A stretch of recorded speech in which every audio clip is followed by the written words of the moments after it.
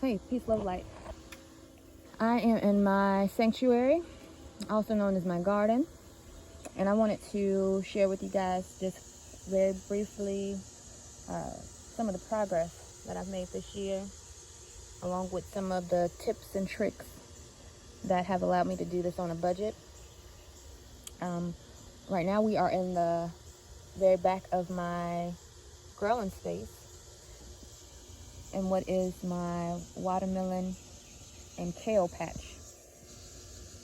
Okay, and one of the first things that I did to get this garden started was mulch. Of course, we can see it's time to be remulched, but this as a foundation was very useful and helpful. I was able to get free logs and mulch from chipdrop.com. It's a middleman organization that connects people who need mulch and logs with arborists, so that when they finish a job, they can deliver it to you. And it's free of charge. It's a great service. And what having this mulch or these wood chips allowed me to do was to create no-dig garden beds. And these no-dig garden beds, I started with, again, without digging, I put a layer of mulch followed by potting soil. And that's what I grew my plants in the first year. It worked really well. It made weeding a lot easier. It made watering more convenient because I noticed that the soil retained more moisture in those wood chips. And again, it suppressed a lot of weeds. And the weeds that were not suppressed, it made them really easy to pull up. So having mulch or wood chips down has been very beneficial for my garden. And as I mentioned, it's time for a new drop. But the next tip that I have with suppressing weeds and helping with controlling your space is cardboard. A lot of the time we will see those black fabric wraps or those tarps that are for weed suppressing, and that's well and good. But in the event that you are on an extreme budget or you have cardboard easily accessible to you, this is a great way to block sunlight from getting to the weeds, to be able to kill them off, so that you can create new growing space, or again flatten out where you will remulch. So that's what's happening here. I plan on installing a bed where these cardboard boxes are. And just if you are curious, while there are a few plants that I kind of avoided, it's because those are not weeds at all. Those are pecan trees. And I'll eventually dig those up and get those in pots. So that's my second garden tip. My third garden tip, or the trick that I've used, is making use of what is considered waste. And this black stand that you're looking at is a perfect example of that. This was thrown out from a local liquor store. And when I saw it behind the store, all I could imagine were plants on each one of those shelves, kind of just beautifully lush and hanging over. So I grabbed it, and right now it's serving as home to my starter trays. So again, the stand is recycled, as well as the recycle trays. Many places like your Home Depot, your Lowe's, your what's the other Home Depot? I can't think of the other place's name, but places like that have garden centers, they usually have an abundance of these trays that they're more than happy to give you if you ask. So all I did was cut those trays off into the right size to fit into my little compartments, and now I have a nice growing stand made out of completely upcycled parts. So while we're here, let's look at what we're growing. I have 3 trays of cucumber that all came from a half of a cucumber that we ate. Okay, so an abundance of seeds that you have access to if you just slow down and realize how many seeds that you're eating or in the foods that you're taking in. These were trees that I fell in love with, and they had fruits that were seeded on the ground. So I collected a few of them and planted them. Let's see how those go. And these 3 are also experimental with different wild fruits that I found. Elephant ear plant and some dates that were from saved seeds that I soaked, as well as soursop. So I'm big on saving seeds and making use of what we are already eating and finding. I think that's one of the most exciting parts of growing and gardening, honestly. We're working backwards. We're coming up on my tomato patch. Now, I mentioned to you that I always have a goal of being resourceful and doing this as cheaply as possible. I acquired these tomato plants in a way that I didn't expect. I stopped at a nursery, a very improv visit, and I was looking for a specific type of plant that I didn't find, but ending that trip, I asked what vegetables they had left. It was already maybe a month into when tomatoes should have been planted, and she let me know that they only had tomato and watermelon left that they were getting ready to throw away because, again, it's a month overdue. They were starting to get really rooty and overgrowing their starter pots. So the leaves were browning. They were growing really tall and starting to lean and just look bad. So she gifted me 4 trays of those tomatoes, and I was able to come home and bring them back to life. And I did that by basically clearing off all of the dead leaves and then giving them a good soak in a nutrient solution. And what happened was they eventually developed new root sets, separate from the ones that were in the pot, being strangled out. And then those new root sets allowed me to plant into the ground and bring those plants back to life. So much so we have fruit growing. So again, didn't expect to acquire free plants, but again, being in the right space and asking questions and being connected into a source of abundance. So I recommend that you check out your local plant shops and nurseries. When it's late in season, ask what they have available that they might be getting ready to throw away, and you might be surprised to walk away with something amazing. Another garden tip that has helped me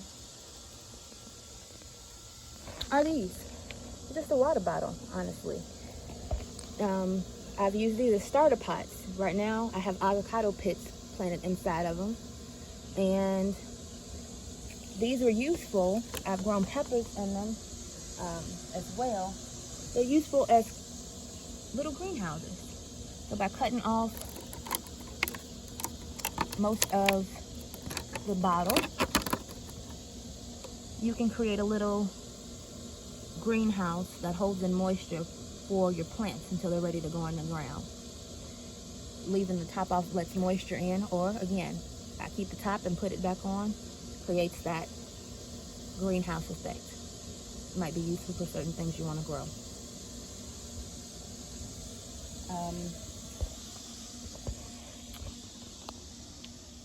Another thing that's been useful is just knowing how to uproot plants that you were interested in. I've been able to get really good results from found bulbs and pieces from plants that I cut. Here are 2 examples that were just recently transplanted out into the yard.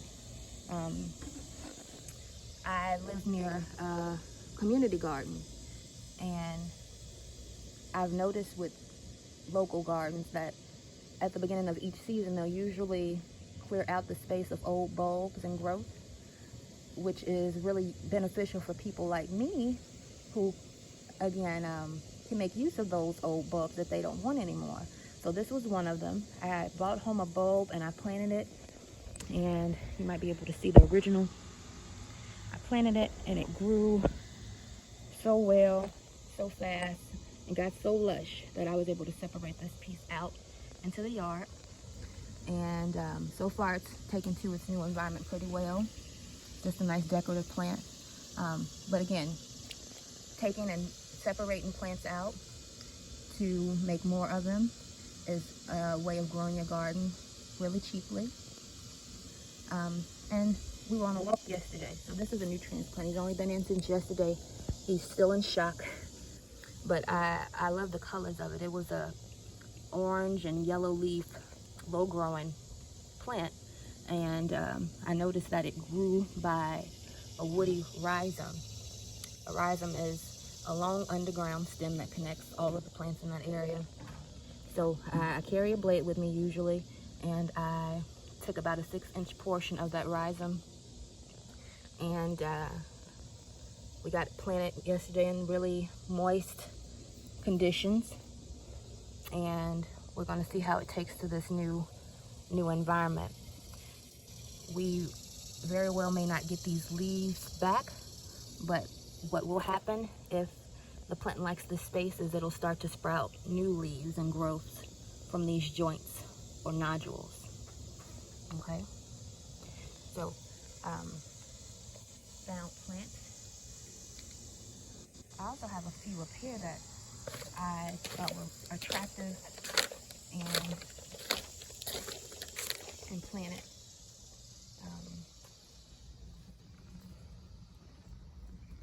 Again, a found plant.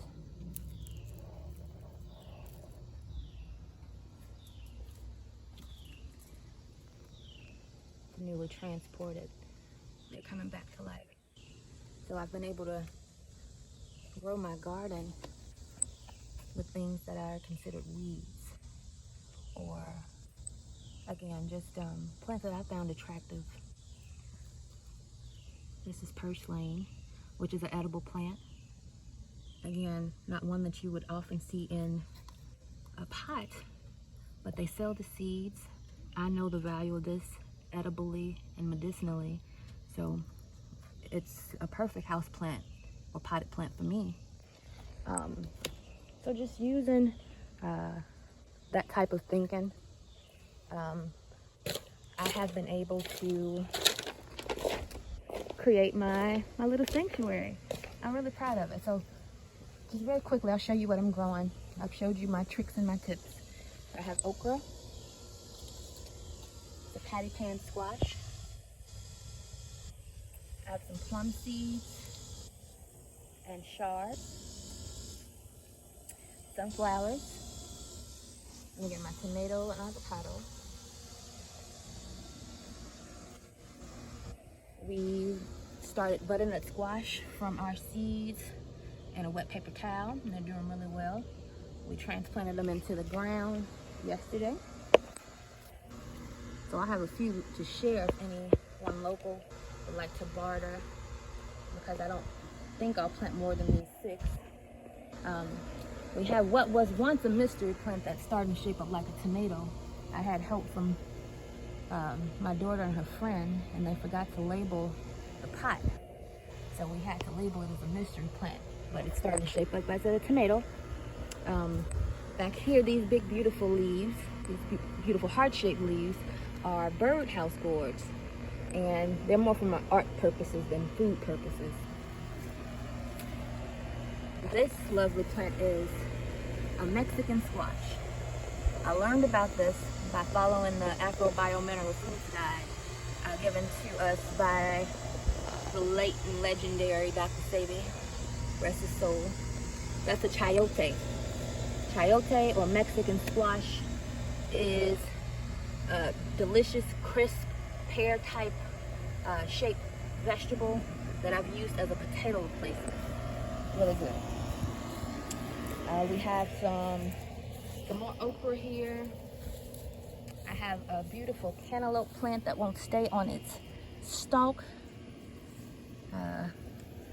See some fruit starting to take hold there. Again, another plant that I had just a cutting of, that I soaked, allowed to root, and it's now taken over the yard. It's this beautiful mint plant. More cantaloupe and a lemon cucumber down there. We have hot peppers. I'm trying to get out of my shadow. And zucchini.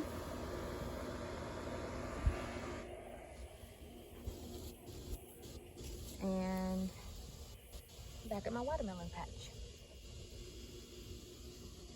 Okay.